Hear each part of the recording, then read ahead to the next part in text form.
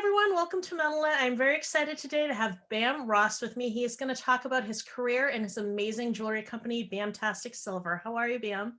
I'm very well, thank you. How are you? I'm doing well. Happy New Year. Happy New Year. Yeah, first good day of a good new year. Yes, it's going to be an amazing year. I can just tell. I mean, it has to be better than the last one, right? It would be pretty shit if it was worse than the last one. I agree completely. So I want to start with asking you about how you became a musician, how you came to play drums, and like just how you got to where you eventually got to with all of the bands you've been in. So my first question to you is, how old were you when you discovered music? And like even before you started playing, just like when you just started listening to it and thinking like this is really Right. cool. When it started, seeping in through the cracks. Yeah. I think the first song I actually remember singing along to in my head, you know what I mean, was "She Loves You" by the Beatles. Mm. I was born in '61, so that was playing, I'd imagine, all the time when I was like 3, 4, 5 years old, Mhm. And that's definitely the first one I remember getting into. And then it was a case of like with a lot of other kids getting into your mum and dad's record collection, and sifting through all the Val Doonican crap and finding a Stones record. It was like, what's this? So yeah, I think my first real vinyl was a Stones one, Aftermath, And with the was that black was and that the one purple that you got cover. from was that the one you got from your parents, or was that the one like the first one you bought on your own or got on No, your own? that's the first one I got from the first one I stole and kept, from my mum and dad's collection. Yeah, the first one I bought with my own money was years later when I was about, I guess I was 12 or something, Mhm. and I got my cousin Billy was a drummer, hence, and he was like my idol. I was the oldest in my family. I didn't have an older brother, so he was kind of like an older brother. So he was, good looking bloke like David Cassidy or something. He was always being chased around by the birds. So I thought, that's pretty good. I want to be like him. So yeah, that's what got me into the drumming thing. But it was my birthday anyway, and he came up to me and he goes, "I'll give you this Paul McCartney Venus and Mars album. It's a double album. I'll give you that, or I'll give you enough money to buy a single album." Hmm. And I was like, "I'll have the fucking money." And I That's got the awesome. money, and I went straight down the record shop and bought Led Zeppelin 3, and literally just wore it out playing Billy's drum kit, trying to play the songs. I was terrible. But that was the beginning of it all. Yeah. So you must have been close that he was letting you play his kit, or did he know? Did he not know? He actually knew, yeah. Okay. Later on, when my family moved to Canada, my parents emigrated to Vancouver, and I went to school there for 3 years. And then there was a drum kit. There was a scenario there where my brother was in a band. He got in a band before me. He Mhm. played bass, and he got in a band, and he had this drummer who was an annoying little fucker. So what I used to do is get my dad's Polaroid camera, and he'd keep his drums under the stairs in our basement where they rehearsed, Mhm. and he stuck up all his drums, and he just knew exactly where they were, and like, don't touch my shit, blah blah blah, because he knew I was aspiring, to be a drummer myself. So I used the Polaroid camera and take a photo, and then I put them back exactly right. And he never knew for months that I Oh, was that's amazing. playing and playing and playing. And my first actual gig was replacing him because he got too drunk to play at a party, after school party. Hmm. He got so drunk he was out the back throwing up, and I just jumped on the stool, and I knew all the songs anyway. That was it. He was out the band and I was in. I just didn't have a drum kit. Well, I was going to say you're also Uh, familiar with the kit because you've been playing it yeah. for months and So months. that was next. So then that summer, we got summer off school, and I did a deal with my dad to paint the outside of the house, and in it, he was going to give me $420, which was the cost of this big massive drum kit, like a heavy metal kit. It had two bass drums and Yeah. loads of toms, and I didn't know what I was doing. But I got that at the end of the summer, and that started my career. I was a rugby player, but that and my career ended that year when I got kicked in the head and fractured the skull, and Oh the no. doctor grasped me up to the coach, and then I got stuck into the drums. I just went, oh fuck rugby, because the coach was like, you can't play next season. You got a hairline fracture. It might open up. Blah blah blah. And I was like, Oh. and it kind of made me, fuck you. I'll play the drums. Then I'm going to be a rock star. Yeah. And how old were you when you had that accident? I guess by then I was 14, I think. 14. So what was the name of that first band where you took over the drummer's gig? Yeah, I took over the band, yeah, and it was called Witch Doctor something when I joined the band, but then I decided they were going to change the name. and, and I did a new logo and changed the name to Star Child. Okay, after Paul Stanley?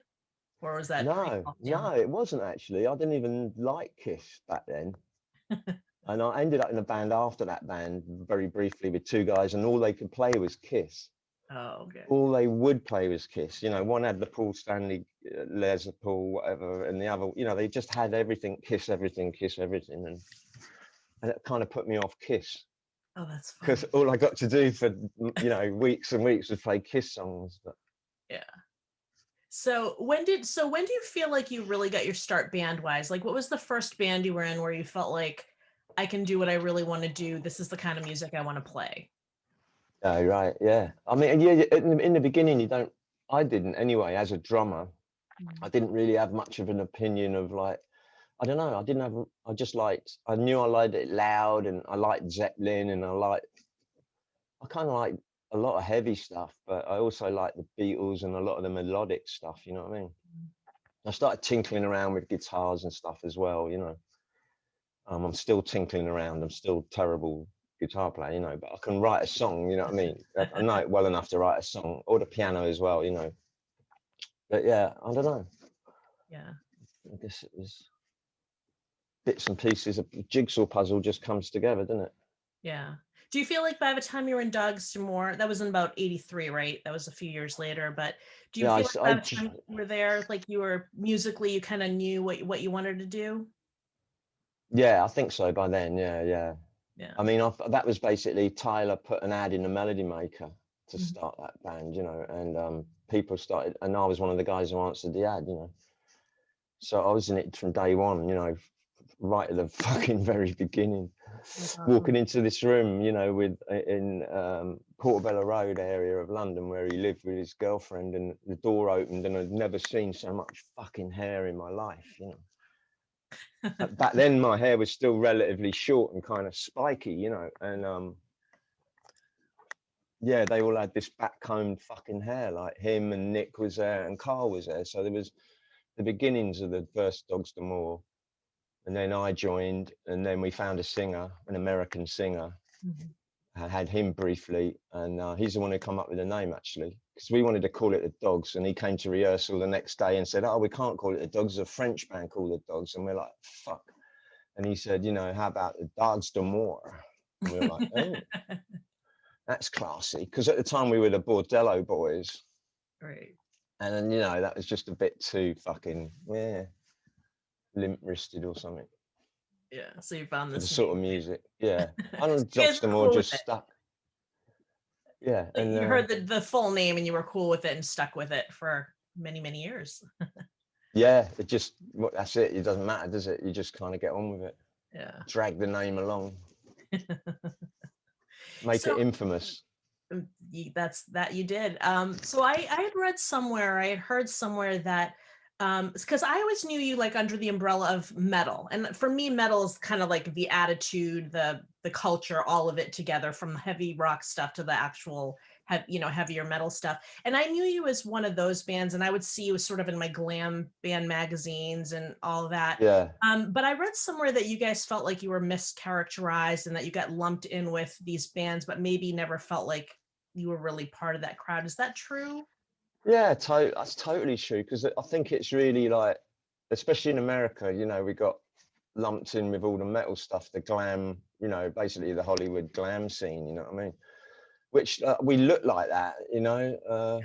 We wore a lot of eyeliner and fucking all that stuff, but musically we were blues based, you know, Mhm. really blues based. You know, Joe is just like a monster blues player, and he's like a historian. He's like a walking encyclopedia. It's terrifying the amount of he knows everything about every day, you know, and it's in his fingers, man. He's amazing. You know, it's just one of the cats. Mhm. He's one of the most underrated. I don't know if he's underrated. I mean, people who know him think he's brilliant. You know what I mean? I'd love to see more of Joe, like everywhere. Go get Joe to play on all your stuff because it'll sound awesome. You know what I mean? Yeah. Um, I'm having a rant now about how great Joe is. We stayed up last night, Joe and I, talking for about 3 hours. It was great fun. Oh, nice. That's a nice way to Yeah. start off the year, right? Yeah, you got to love this technology, really, you know. Yeah. So even though you were miscategorized, did you feel like you, in maybe some ways, were able to expand your fan base to somebody who's more like me, who might not have found you if you had been grouped with like more bluesy bands? Or did you feel Yeah, I mean, it's different? all good, you know what I mean? It's like we got to play to a more metal audience because they promoted us like that, I suppose. And you know, I remember doing a gig opening for fucking Ronnie James Dio and Striper, and it's like, what the fuck are you doing? You know, who put us on that bill? It's just, it was ludicrous, really, you know, because all those guys, they were there to see metal, you know, not to hear, you know, like rock and roll, you know. Yeah. It all works out though in the end, right? Yeah. Can you hear that? I Did can. you hear that? I That did. was our door. That was our doorbell, but the batteries are running out, Oh no, so does it it goes. go off on its own? It sounds like it's going through a flanger. Sorry. I'm heading out on my e-bike. Bye bye. Bye. Hi and bye. Bye and bye. Have a good one. Okay. Happy New Year. Happy New Year, Cher. Drive carefully. I will. I love that one. You get to be categorized with that one. Did you guys ever play with Vixen during those What, years? the dogs? Yeah. No, the dogs never did. But funnily enough, we've been going through the closet in the garage lately because I need more space for my silver shit. But there's like all these boxes and boxes of, you know, fucking magazines and photos, and there's 2 magazines. There's a Japanese one, I don't remember which one, but there's a Japanese one, FM or something, and Vixen are on one page, and you turn it over, and there's the dogs. Oh, nice. So she's there, and I'm there, and then there's a Kerrang as well with like Vixen and Dogs to More, almost back to back. It's really like, and then years later we're together. You know, it's bizarre. That's so funny. I know. I But love it. we never actually got to tread the boards with them. Well, you did eventually meet Cher, and I believe that was after the band had broken up. Isn't that right? You had discovered like your silver smithing journey, and it was like obviously right before you guys formed Bubble because you guys formed it together. When did you meet Cher? I knew her boyfriend because I did a load of demos for him and got him a little deal in Japan years ago in London. And I knew her boyfriend at the time, Gary, a Scottish dude. And he knew, you know, I got to Hollywood and I started living in Hollywood after the band kind of split up or whatever. Well, the band was still going then, but I guess I met her. The first time I actually met her was in a studio. She was in the studio with Janet, and Gary came round and said, "Hey, do you want to go down to the studio and meet the missus?" Blah, blah. I said, "Yeah." And I went down there, and she was in there singing BVs with Janet, and I was the other side of the glass. And this is her story, you know. I'll let her tell you the story from her point of view. It's much funnier. I can't really tell it, but she ended up breaking out into hysterical laughter or something, and just fucking, because Janet said something to her. I don't know, but anyway, that's the first time we met, and then we started hanging out when I moved back to America after the Wild Arts. We started hanging out just as friends. You know, we're really like into a lot of the same music, and we just were both at a loose end really. And we just we just really dug each other's company, and we were jamming all the time. And we started writing a few little songs, and before Bubble even, and we were using Christian Heilman. He's a bass player from Shark Island. Used to go over to his house, and he had a little 4-track, and he'd let us use his 4-track, and Spike would be there sleeping on the couch, you know, Spike snoring away. And that's where we started writing songs together at Christian's place. And then we were friends for about 6 months, I suppose. And then one night we were just out in a bar with Rick Browdy, the record producer, Poison and all that. He produced the Dogs. Him and his wife and a load of our friends were all at a bar called Bar Deluxe, and drinking a lot of vodka, shots, and fucking crazy. And at some point, we just looked at each other and started snogging, you know, at the bar. Just started having a wrestle, you know. And you know, Holly was like, "Get off her! That's like kissing your sister." Yeah. But I think everybody knew except us, really. You know what I mean? Oh, that's funny. So yeah, Cleared everybody yeah. would end up together all these years, and it took you a minute to figure it out. Yeah. But yeah, then that was that, and then we started writing songs for real, you know, and got some members and put a band together. And but actually, the fucking we went the day we got married, June 1st, down on Venice Beach. Fantastic day out for everyone. It was great, and even got a vagrant from the beach and brought him to the wedding in Beverly Hills. Got him drunk and charlied up with cocaine and sent him back to the beach later in a limo. You know, Wow. he had the day of his life. Rockstar wedding. Oh my God, he was like, and he looked exactly like Stephen Stills in his worst period. You know, all bearded, and we thought it was still. Everyone was calling him Stills. It was like hilarious. Did he think he was Stills, or did he play? No, he wasn't. He was pretty Copus Mentis, I think. He used to be a lawyer, but he was hilarious. He just was like, fuck civilization. I'd rather live on the beach with my bicycle, you know, this crazy old English vagrant. That's amazing. I don't know what I was talking about now. I'm gone off on another tangent. Oh, good. I'm keeping track for both of us. No, Okay. so you met Cher, you guys hit it off, you know, you became friends and became together. And I believe at the same time, that's when you were writing these songs that eventually became Bubble songs? Or Yeah, we started writing those, and yeah, they became Bubble. Bubble kind of like started as a two-piece. I was working at a day job at the time for Serious Clothing downtown Los Angeles, and I was driving down there in this beat up old van every day, and I had part of my job was to fucking get the post every morning. So I used to get this big chain of keys, full of keys, and go and open all the PO boxes. You know, stepping over crackheads. It was just like the worst area of LA, you know, 6th and around San Pedro, around there, you know. And Magnus came to me, the guy who owned the company. There's another English guy from Sheffield. He came to me and said, "Oh, there's a new club opening and they need a band. What about your and Cher's thing that you're putting together?" And I went, "Oh, okay, when is it?" And he goes, "Tomorrow night." And I'm like, "Oh, fuck." So I drove home from work in my rusty old crate and said, "We've got to finish some songs." She goes, "Oh, we got a gig." She's like, "When?" I'm like, "Tomorrow night." She's like, "Oh, fuck." So yeah, we finished pretty much. We made like 5 songs kind of work. And we just went out as a two-piece and did these 5 numbers, you know, create like before the White Stripes, you know what I mean? And they loved us. The club loved us. There was no one fucking there, but they loved us and said, "Do you want to be the house band?" You know. Oh wow. So we ended up being the house band. Bubble became the house band every Tuesday for months and months, and we kind of built up created a little kind of glam rock club, you know.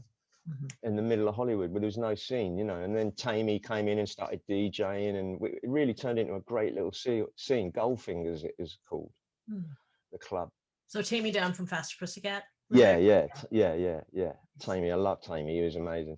Actually, Tammy he saved my ass on the last Monsters of Rock cruise, because I was literally getting off the boat and getting on a plane to fly to fucking Australia or whatever with the choir boys, and I didn't have a hoodie with me for some fucking reason. And Tammy, we were talking to Tammy and his missus, and he goes, "Oh, I got one. I'll bring it. I'll give you one. You know, I got an old Faster one you can have." And he gave me this brilliant Faster Pussycat hoodie, which doesn't actually have Faster Pussycat written on it, but it's just, you know, it's got the stripes and the skulls and everything. Oh, cool. It just fit me like a glove, and I swear it's probably my most warm piece of clothing now. He's so probably thank you, looking for Tammy. a pack. He probably his favorite hoodie too. That's my favorite hoodie I gave him. Why did I give him that? Borrow it. So, so around the time you did Bubble, was that when you discovered silversmithing? Was that when you got your first taste? Bubble. I got my first taste before I came back to the States. I was living in Brighton, and I was really down on my luck, and I was living in a guy's attic in Brighton, and he was working for the Great Frog, which is a big silver company in Britain. And he was a silversmith, and he taught me in his attic. I used to sit up in the attic with this tiny little skylight, prop the skylight open to let the fumes out from the torch. And I made my very first piece there in that attic. I used some of my dole money from the government to buy the silver, and made this heart with a cross on it. And that was the first bit I ever made. And then, you know, a year later, when Cher and I were living in Fredonia, down in Studio City, we had a little garden shed. So I created a little workbench in there, and I didn't have any tools or any money. So I was literally using a claw hammer, and I was using a drumstick for a mandrel to make the rings round. So Cher still got the first ring I ever made. I made it on a drumstick, you know. That's cool. I heard there's supposed to be a Cher story about her taking out a 300-pound grown ass man with that ring. Is that is that a story you can tell? Yeah, well, unfortunately, she didn't actually take him out, but because he got up again and then he tried to murder me. But um, yeah, she hit him really hard, and Was she like wearing the ring or like? yeah, Yeah. she went smack, and it was like an uppercut, and it tore his nose, and he was bleeding like a stuck pig. He was 350-pound bouncer, you know. And then he went berserk and grabbed her, and then of course, as soon as he grabbed her, I went fuck you, and then two other guys jumped on me, and blah blah blah. And Rick Browdy was our producer, you know, from the old days, and his wife's a lawyer. He's a lawyer too, so he fucking went berserk on the bouncers. It was like hilarious. I wish that had got filmed because they all just shrunk to the size of, you know. But what was the reason for it though? Because Cher doesn't strike me as the kind of person that just goes around punching people for no reason. No. What happened was, it's that horrible club with no name, and when you get the gear, when you come to finish your gig, you have to get the gear off stage really fast. Okay. So Eric Stacey was in the band at that point, the bass player from Faster Pussycat, and I think I was just pulling off everything. You know, I'm one of them guys. I just get shit done yesterday. You know, so I think I just shouted something at Eric.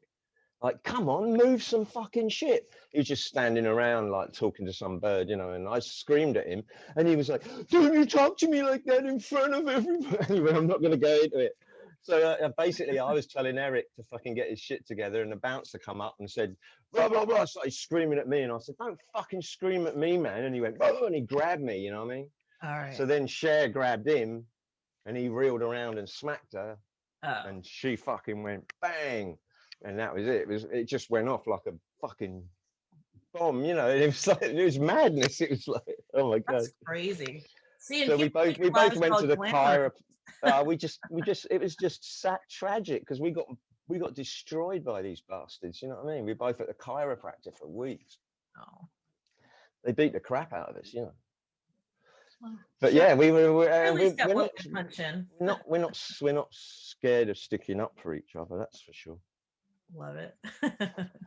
So you guys had Bubble for a while, and then I would say more recently, relatively speaking, you and Cher started Twin Flames Radio.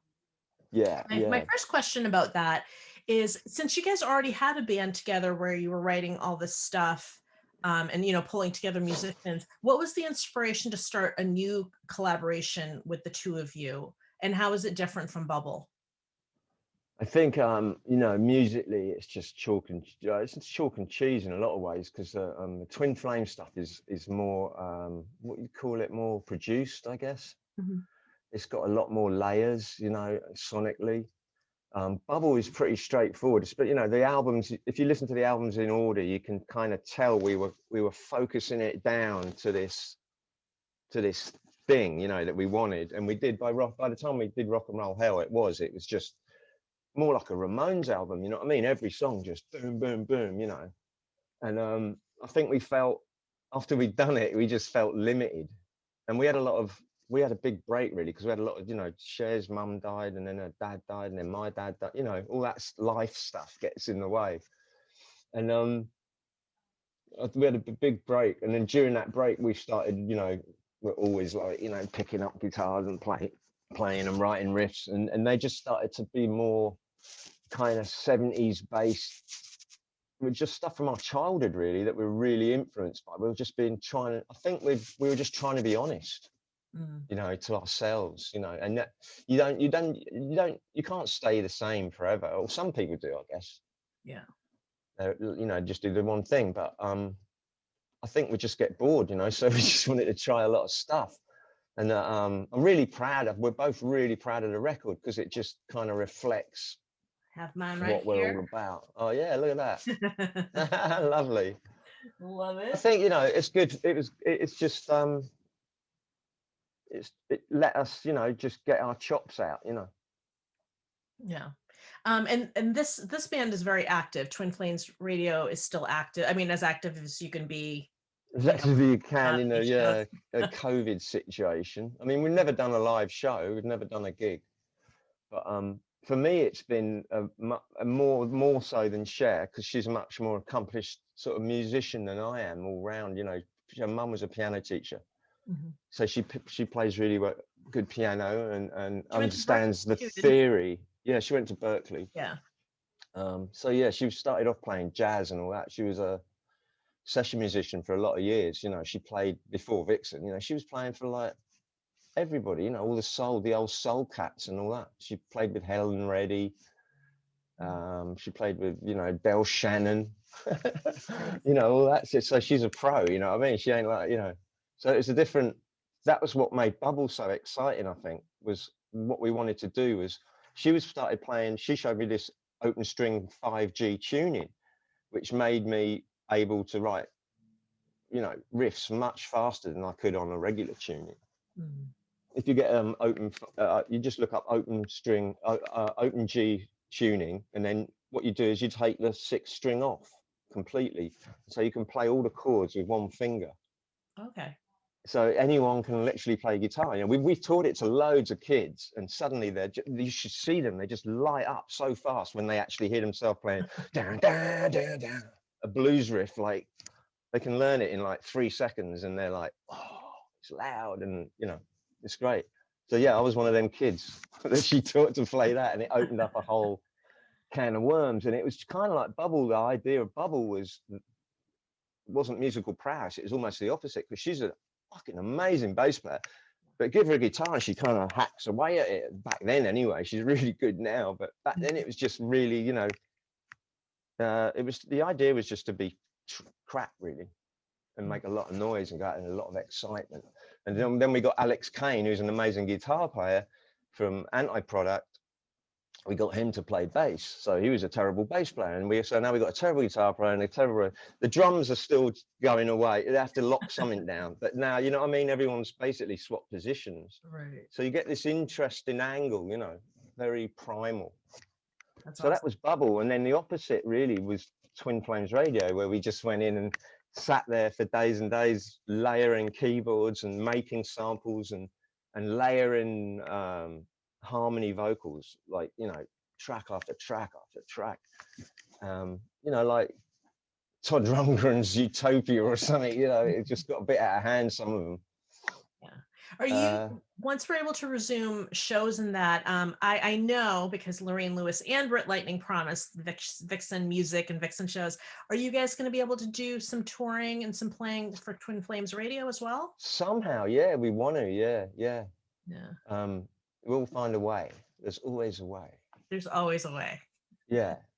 You know, to make the problem with Twin Flames is because it is so produced, some of those songs, you know, live, you need to make that kind of noise, you're going to need like fucking 12 people up there, you know, but we'll figure something out. Maybe you could get Vixen to like open for Vixen and then have Vixen be 4 of your, well, that's 3 it. of your 12 people, because you already have Cher. I could just join Vixen, because I've always wanted to be in an all-girl band, you know.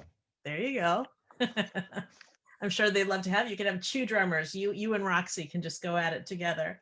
So let's talk more about the jewelry. At some point, it went from being something that you had learned from a friend at, you know, at a point in your life where you were transitioning, you know, from Dogs D'Amour to like Bubble and all of your other projects, to something that you're clearly really passionate about. In fact, I'm wearing 2 of your pieces today. I've got your lovely, your pick skull, and then the star, which I've been eyeing. Actually, all the pieces I have, actually have a 3rd one too, just this one right here. Look at me, I'm gonna be like YouTuber. Oh, look at that. The star on the pick, and I actually have been eyeing your stuff because your name keeps coming up again and again. So I interviewed Rachel Bolan.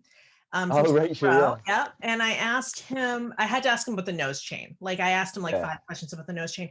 And during our conversation about that, he had mentioned that you made him like this really beautiful custom nose chain that's like his favorite one that he's ever, you know, had. And that's awesome. Beautiful. Yeah. And then when Lorraine came on, you know, the first thing I see, aside from just the amazingness of Lorraine, was that she was wearing this necklace, and I was like, oh my God, I've been wanting that. That's like one of Dam's, and she's like, you should get it. So that was actually my first order, was that day when I interviewed Lorraine. But your pieces are beautiful, and what I really like about them is sometimes you see a piece of jewelry that you like from whatever company, from whatever jeweler, whoever they make, and then you go to look for more, and there's no more. There's just the one piece, you know, It's that they just one yeah, and cool then thing, everything's and then off there's somewhere else. Yeah, whatever, right? And what I yeah, loved about your stuff is whenever I go to look at it, there's always like, it's always like, which thing do I buy first? Because I think the taste, and I had talked to you about this briefly before, I think there's such thing as like a tribe of people who have a similar-ish tastes, right? Like yeah, yeah. similar wardrobes, similar jewelry. And it was just really nice to be like, oh my God, I'm overwhelmed. Which one do I pick? And then it was, for me, it was like I had my eye on this and I saw Lorraine wearing it. And I was like, okay, now I know what it looks like on a girl. I got to get it. But it's just really fun design wise. So I want to know kind of everything about like your inspiration for how you come up with your designs. Like, you know, do you make them by hand? Like what's the deal with Bamtastic Silver? Well, it's I guess I started really because I just wanted to share in our, you know, like because we're rockers, we all wear jewelry and blah blah. And you know, I was always going down Melrose trying to find something to look good on stage, blah blah blah. And it was just everywhere I looked, it was just biker kind of skulls. You know what I mean? Biker jewelry, biker, you know, kind of like, "Arr." And I'm like, that's fine, but I want something more glam, you know, something rock and roll more, you know. So I just started messing around really and just made a few bits and bobs, real brutal, you know, the first few pieces they would be, you know. Yeah. And but then people started seeing me wearing it and Cher wearing bits and pieces, and oh, where'd you get? Oh, Van made it. Oh, really?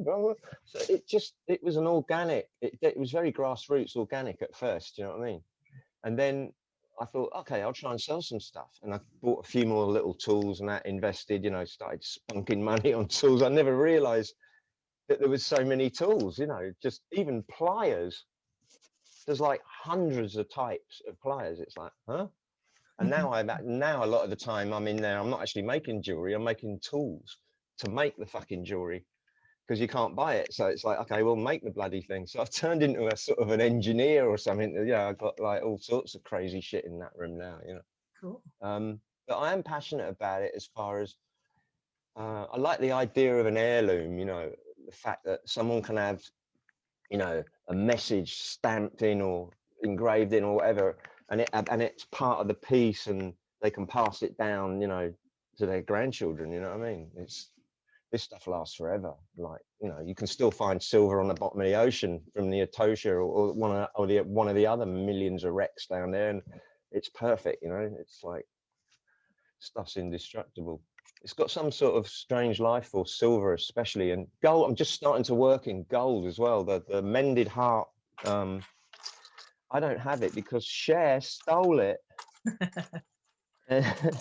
There's a heart with stitches in it, and I made the stitches now out of gold wire, so you get this beautiful juxtaposition between the silver and the black patina around the gold stitches. You know, so I'm starting to get into that.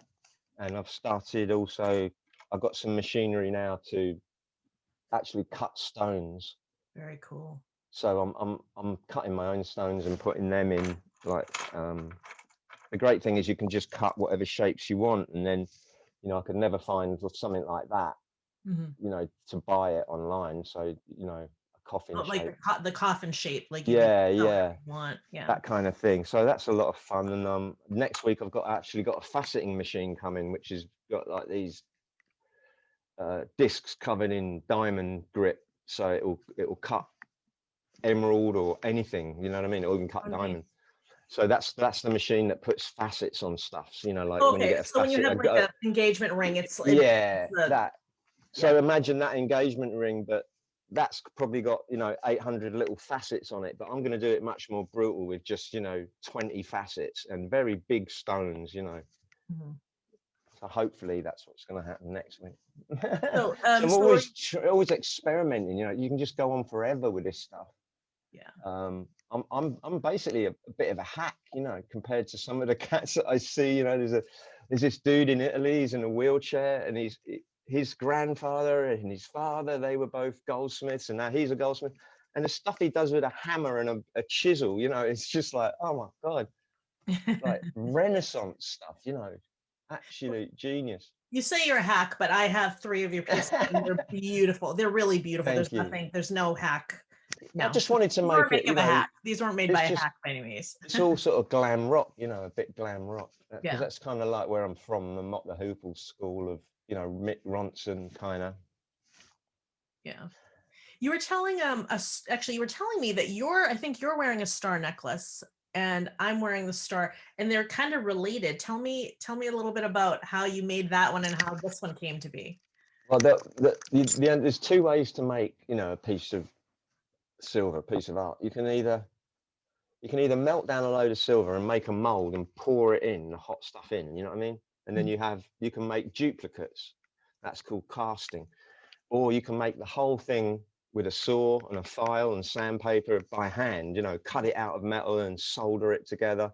And this is the original one that was cut out and soldered together, made completely by hand and stamped and carved and, and then this one, I make a mold of it, a rubber mold, and then I make a model of it in wax, pour the wax into the mold. And then the wax I send off to, I'm not actually doing the casting myself. I just don't have room. I send it to my mate in Rhode Island and he does the casting for me. So that one is a cast, do you know what I mean? Yeah. Made from the original.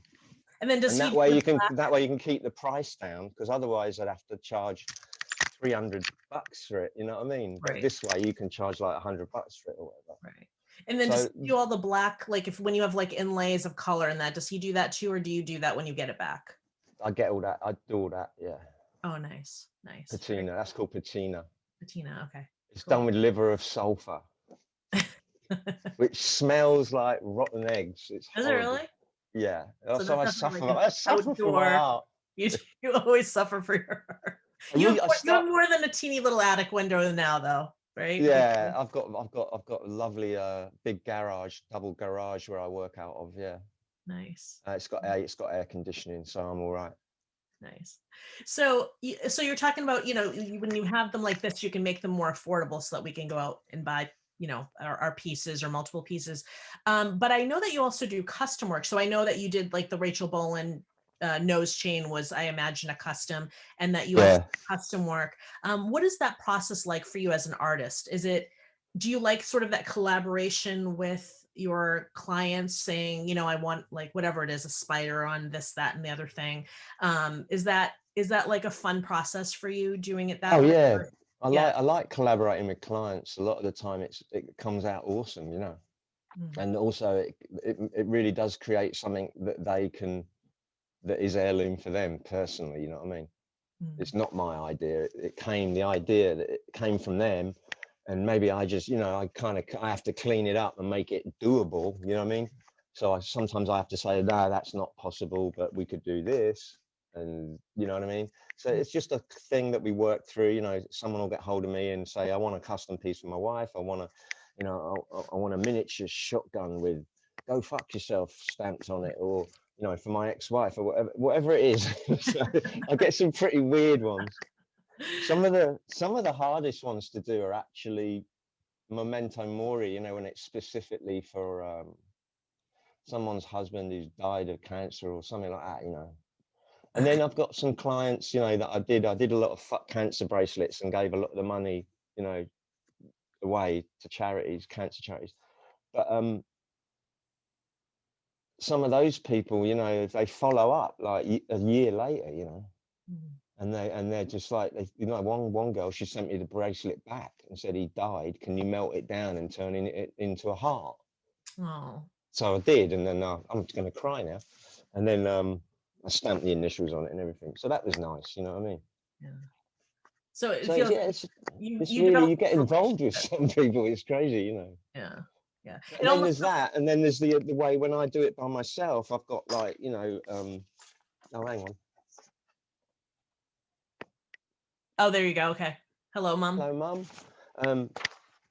I've got a pad, I've got sketch pads and pencils fucking everywhere, and I'm always sketching, and then it can go. It literally can go from my head to a sketchbook sometimes to the computer if I need to create a template, and then boom, a couple of hours later you've got something on your wrist or in it. The first prototype's always, it's like a song. You know what I mean? You just kind of vomit it out, and it comes out the way it comes out. Don't think about it too much, you know. I've got this thing that Cher and I have both been doing it for a long time now, but it's just like 5, 4, 3, 2, 1, you know, and just go do it. You know, I need to fucking do the washing up.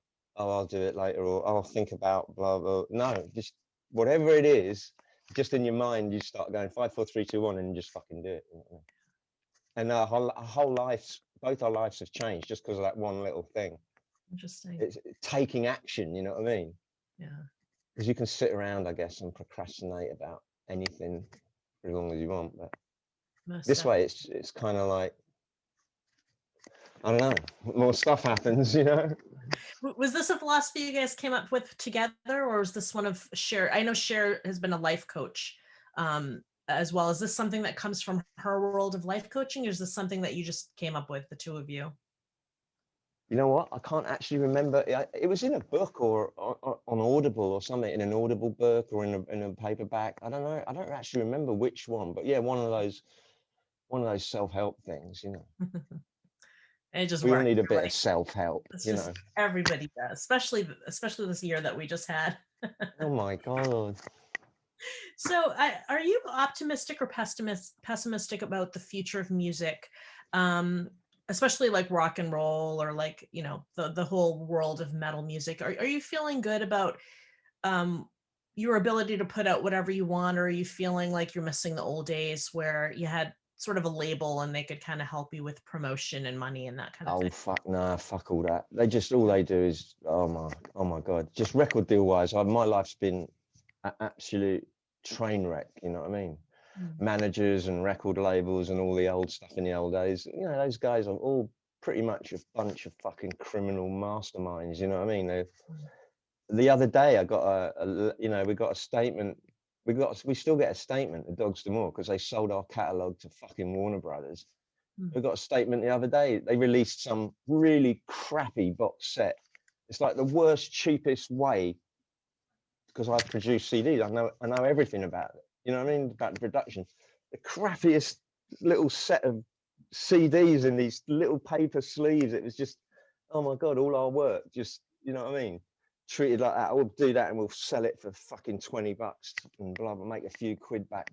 And they're still saying we're unrecouped $432,000 30 years later. I mean, the whole thing, it's just obscene, you know what I mean? And Tyler, especially, because, you know, most of those songs are his, you know, his publishing is fucking gone, you know what I mean? That's why he re-records all the bloody songs all the time, because he can make money on the re-recordings, but not on the originals, you know what I mean? I don't miss the record company days at all. I feel really optimistic about the future, and it's literally now, whatever you put in, you know, you can get out. I think if you really, really want to do it, then you're gonna, nowadays, what you're gonna do, you're gonna go take courses on how to market on Spotify. You know what I mean? That's what it's about now. You know, there's another everybody's being anally raped by Spotify now. So it's not the record labels, it's a sort of radio station or whatever it is. I don't know. It's bizarre, you know. You get told you had 60,000 plays and here's $4. You know, it's like, what? Right. So as far as making money at music, I don't feel optimistic, but I've got to the point, I'm 59 now. I don't really care if I make any money at it. I can just make money doing a bit of gardening for the bloke over the road, or making some silver or whatever. But yeah, the music is so, you know, Cher and I are both so passionate about it. We just, you know, our songs are like, we don't have any children together, so our songs are kind of like our kids, you know. We're really fucking passionate about it. That album was the hardest thing we've ever done, I think.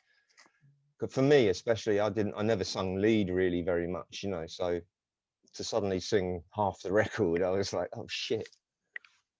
But it was, you know, it's great. I'm really looking forward to doing a new one. You know, we're working on it all the time, bits and pieces here and there.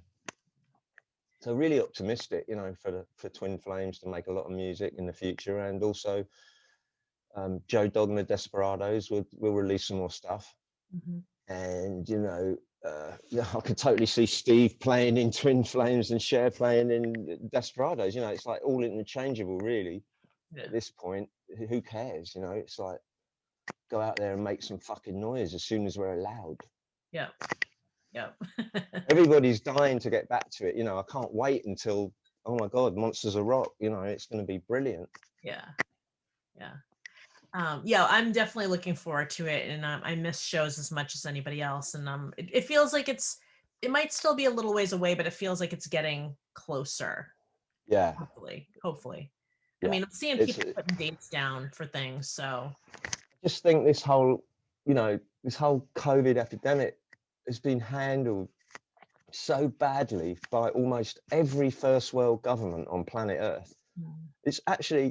It's incomprehensible to me how fucking badly it's been dealt with, you know, managed, or whatever you want to call it. It's just like shocking.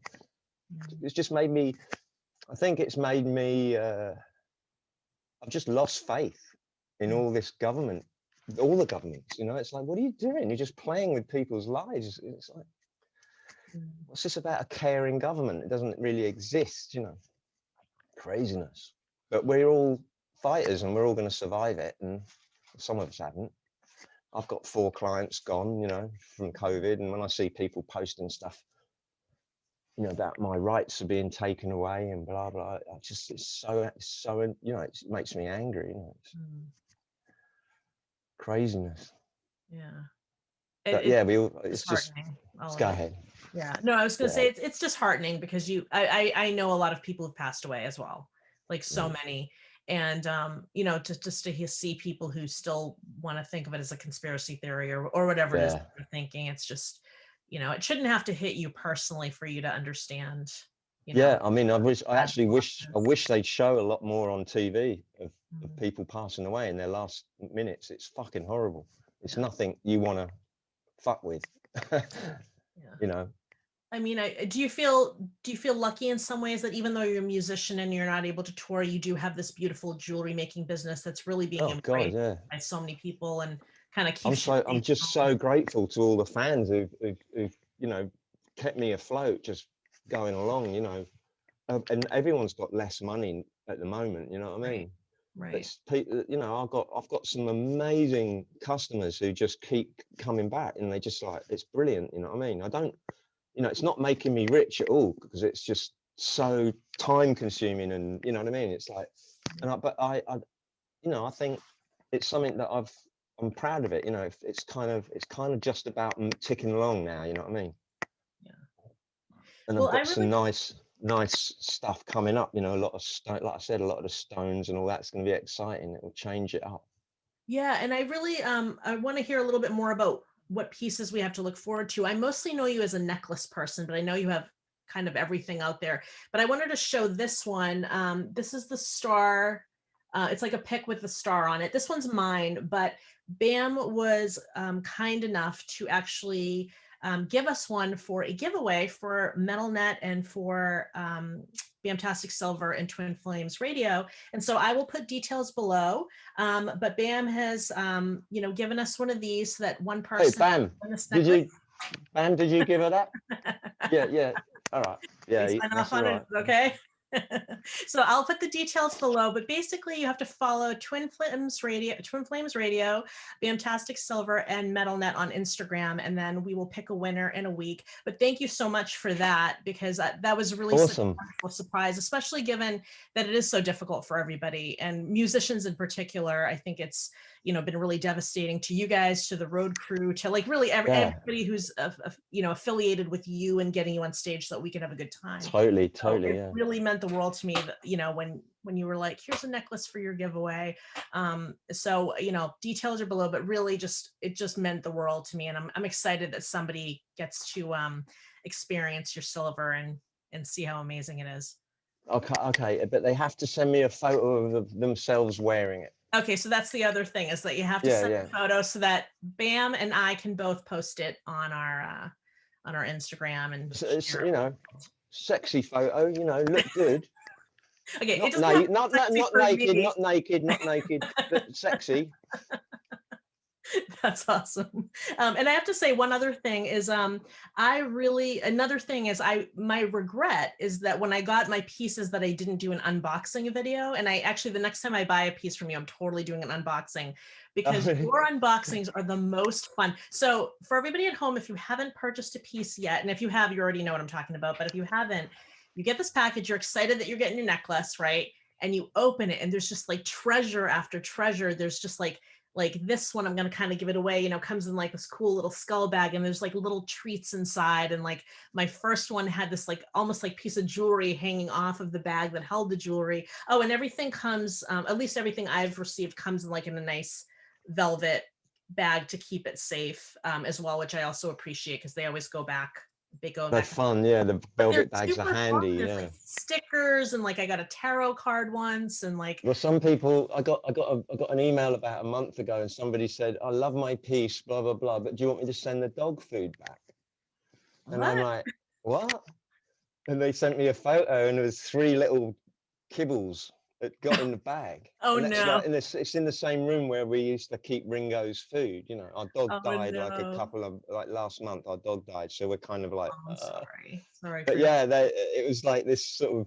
It was this weird thing, a couple of days after he's gone, I get this message saying, funny. "Do you want to send the dog food back?" And I'm like, it's Ringo giving me a message, I was literally going to say that you're getting a message from beyond, but no, you put so much love into your packaging in addition to it. So it was clear to me that this isn't something you're doing to become like a millionaire. This is something like it's really special, and you're sending each thing out because they've all been different. All 3 of my packages have had some different fun stuff in them. If anybody gets my driver's license, can you send it back?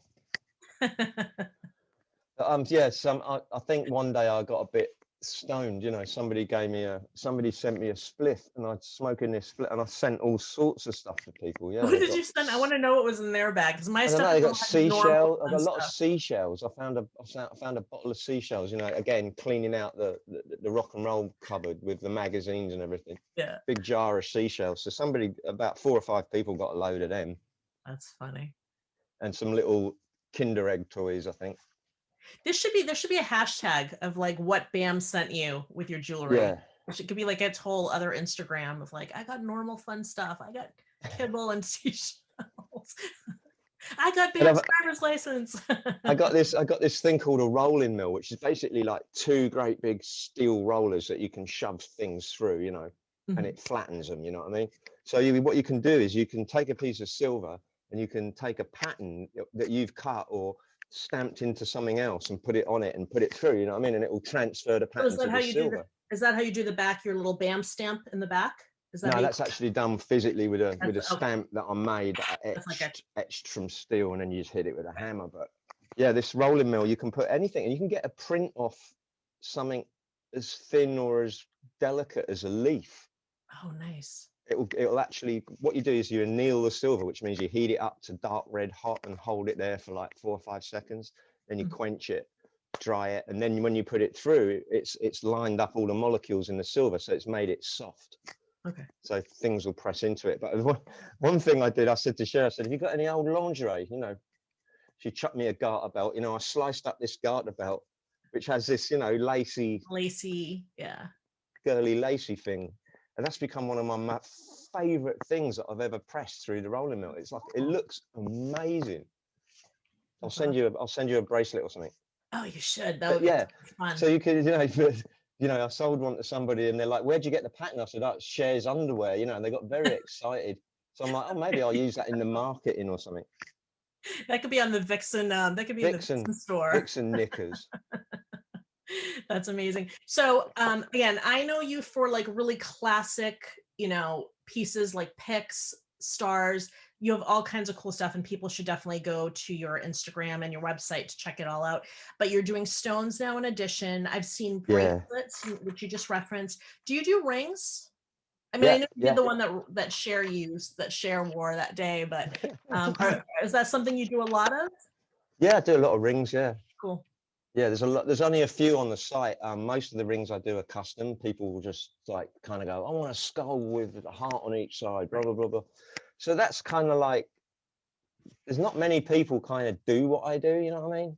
Yeah. like the piecework, doing stuff like that. I mean, there are obviously there's people doing it, but I think it's I don't know. I think I just give a real personal service. You know, you can literally draw something on an envelope, photograph it, send it to me, and a couple of hours later, you'll get a sketch back that could work as a piece of silver. You know, You're the only custom rock and roll jeweler that I know personally. Like I haven't really seen anybody out there where I feel like I could come to you, especially after seeing your pieces. I've got to mention this guy actually. Sorry, I've got to mention this guy from the past, way back in my past. Right, like when the Dogs, 88, 89, I was hanging out in London with the Dogs. We were touring all over the world, and when I was back in London, I used to go down to the Fulham, a pub in Fulham, and on a Sunday with my girlfriend, and watch this band called Paddy Goes to Holyhead. And one of the dudes who hung around with the band was an Irish cat. It's the singer from Weapon. Remember that band, Weapon, UK? Check out Weapon UK. They're fucking great, and the singer's amazing. But this guy Mac, he used to hang out with the band. He was a silversmith, a rock and roll silversmith. He made stuff for Lemmy and everyone. And fucking beautiful guy, man, brilliant guy. And he had this switchblade hanging around his neck, and it worked. And it was made of solid silver switchblade, tiny one, like that big. And you press the button and it would go. And I was just like, oh my God, I want to fucking be able to make that. So that's still my, Mac passed away, unfortunately, but Mac is probably he was the guy who just made me go, I've got to be able to fucking do that. You know, the only way I can get that knife now is to fucking figure out how to do it and make it for myself. You know what I mean? So he's kind of inspired me to do that, still. That's awesome. Mac, you have a goal for 2021 now, is to figure out how to make that little switchblade knife. Miniature switchblade, yeah. There you go. All right. Well, my last question for you is, do you have any advice for fellow musicians who are maybe starting their career and want to just pursue music and, kind of like either don't know where to start or just want to know what is your sage advice for them? Don't listen to anything else. Just, if you're going to make a record, when you're going to start writing songs, stop listening to everything. Try and get something out, just make it you, just be really, really personal and don't care what anybody thinks. Don't ever care what anybody thinks about your music or your performance or anything, because that'll stop you real fast. So it's something not to do, I suppose, but then something to do, I suppose. I guess if I was starting out, I'd be learning to play simultaneously drums, piano and guitar and bass. Just anything you can get your hands on, try and play it. Don't just grab one of these and start, tapping the drums out and fucking. I think it's sad in a way that everybody's just sitting there doing this. A lot of people, I don't know. It's so powerful. It's so. Even if you're a guitar player, even if you're dying to be the best guitar player in the world, learn to play the drums, because it'll teach you so much, about what's going to happen, I think it's, just try and be a multi-instrumentalist. That would be my advice. Yeah, well, that's the thing. And sing everything. Every time you pick up a guitar and every time you go,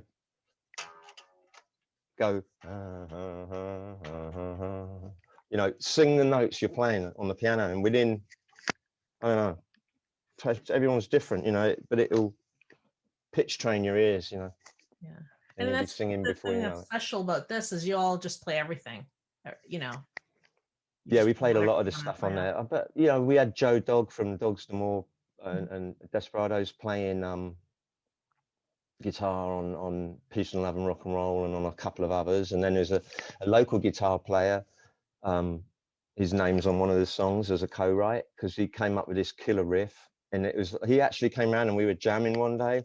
And, a year later, I was listening to I played it back and I was like, oh, that's fucking, oh my God, that's really good. So I chopped it all up, basically.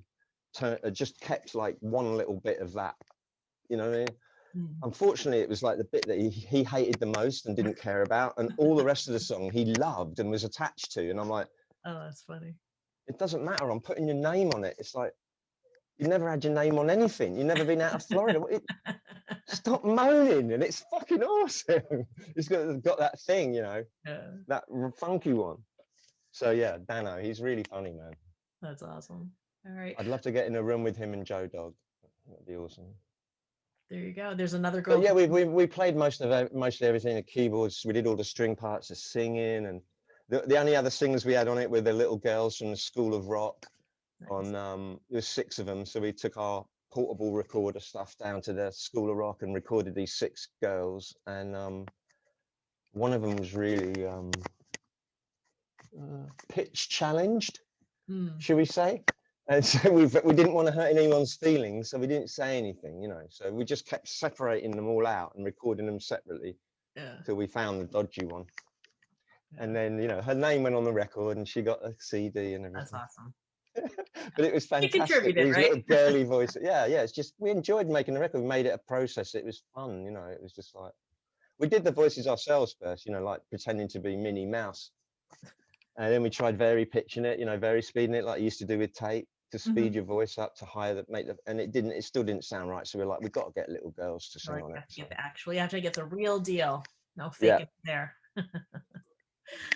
Awesome. Well, thank you again for joining me, for sharing your story, and also for this amazing giveaway. So again, details will be below. It'll be on Instagram and everywhere. And then we will send it out. But Bam and I want to see a picture. Bam wants to take fabulous. I don't think it has to be sexy, but that's okay. You're going to be sexy wearing the necklace anyway. You look gorgeous, darling. Thank you. So do you. All right. Well, thank you so much. And you'll have to join me again. And when the next album comes out, hopefully you're playing some shows. And don't forget Boston. You got to come to Boston. Oh, I love Boston. I love Boston. Just keep it. What was that place we used to play in the old days? The Channel. The Channel, yes. That was a long time ago, wasn't it? I remember we landed in '89. I came over with the Dogs for the first tour, and we landed in, I think that was the second gig, Providence, Rhode Island, and then Boston. And then the promoter took us out to dinner, and we went to some fucking Italian restaurant, and there's a load of gangsters sitting in one corner, you know, at the corner table, in a big table, you know, fuckers in suits and that. And they all started laughing and clapping and screaming. And I said to the girl who's with us, you know, looking after us, I said, what's going on? She goes, oh, they're like mafioso. Some cop just got shot, so they're celebrating. Oh my goodness. And then she took me for a ride in her car afterwards, and she goes, oh, can you get me a cigarette out of the glove box? And I opened the glove box and a 45 fell out, and I was like, okay. That's so funny. People have always lost in America. I've lived here my whole life and I've never seen any of that. But whenever other people come in, they see all kinds of things. And so I wasn't on tour with Dogs D'Amour, so that there's that too. You probably get to see all kinds of fun stuff being on tour in a rock band. Let's say we abused our privilege as much as possible, like you're supposed to. You know. Well, that's awesome. Well, thank you so much. And I'm so honored to have had you on. And I really appreciate it. Thank you, Sarah.